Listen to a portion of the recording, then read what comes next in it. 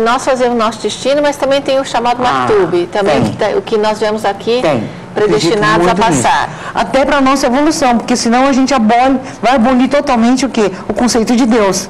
Então não precisaria existir Deus. Se eu faço a minha vida, eu faço o meu destino, eu decido tudo, Deus não existe. Cadê Deus? Onde ele está?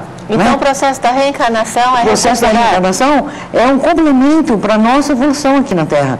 E eu acho que compreender isso, principalmente para quem atua e para quem trabalha na área, traz um conforto, traz uma estabilidade interior muito grande.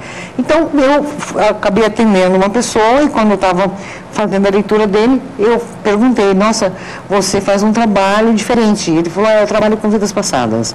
E na época era uma coisa assim, que o pessoal perseguia muito, ninguém aceitava, era uma coisa muito nova ainda, né?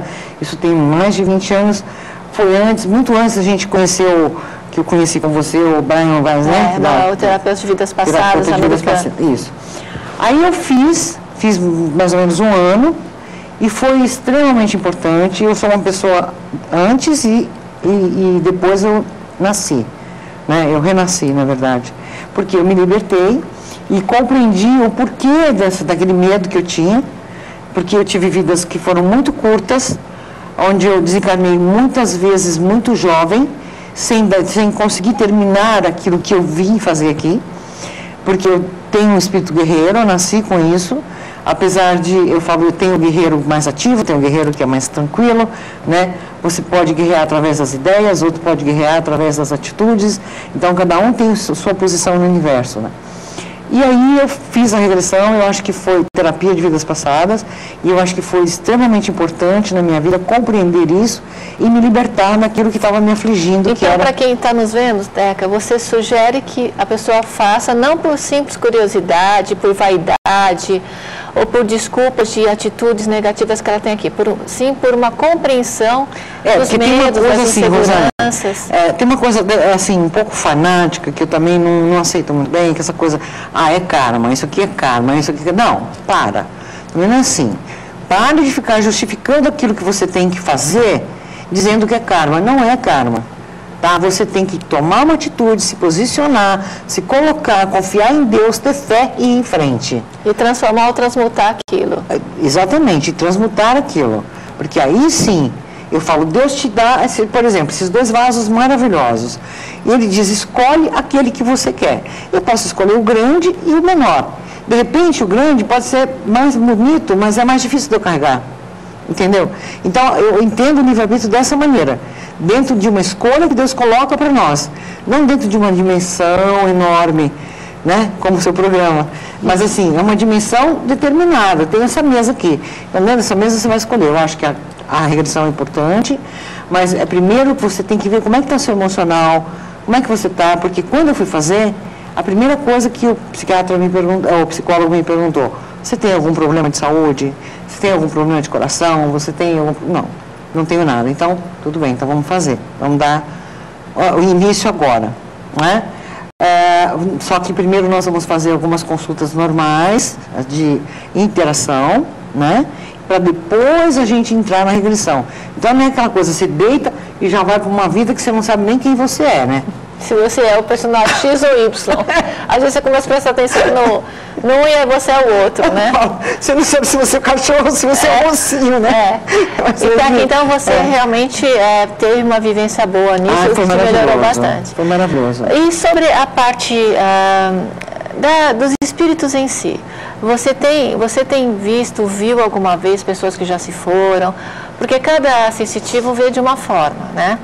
Tem pessoas que veem quando estão dormindo, pessoas que veem numa luz mais amena, tem pessoas que não veem, mas sente como se estivesse vendo a pessoa.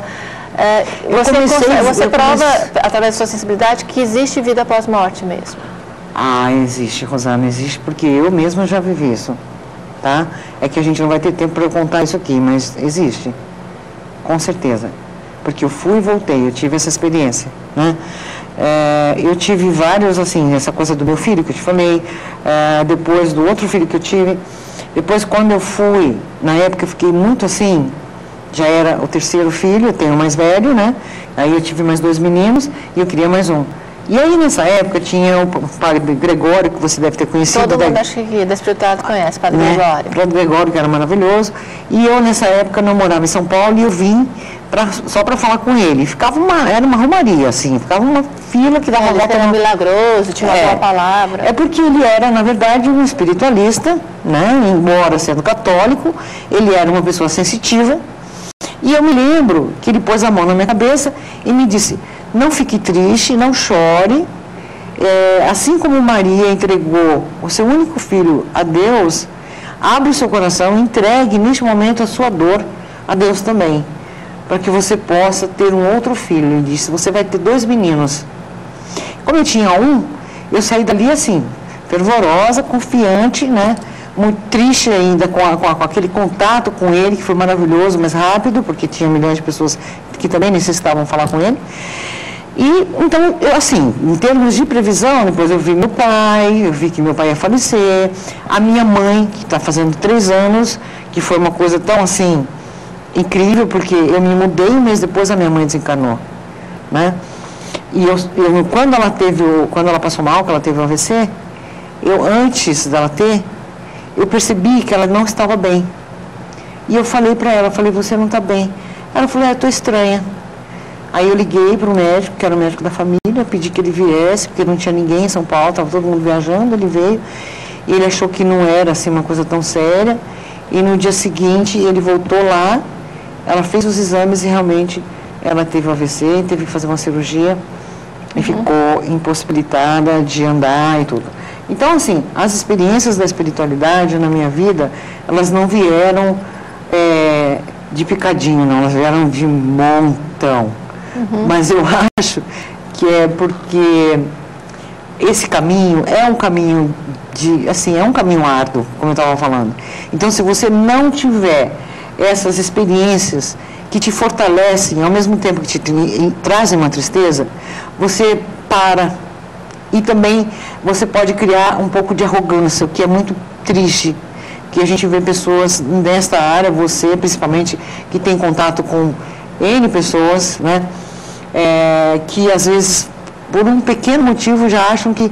E a gente não é nada, a gente é um pequeno grão de areia no oceano, né? Mas a gente tem que fazer do nosso pedacinho um pedaço feliz, um pedaço com que as pessoas, ou que você tenha certeza que lá no universo você está ganhando créditos. Então, por exemplo, a Rosana Beni, eu te conheço há mais de 20 anos, então você sabe que não, né? Mas para quem está nos assistindo, não é rasgação de seda. Eu era bem novinha. Aqui, deixa eu piscar, eu era bem novinha.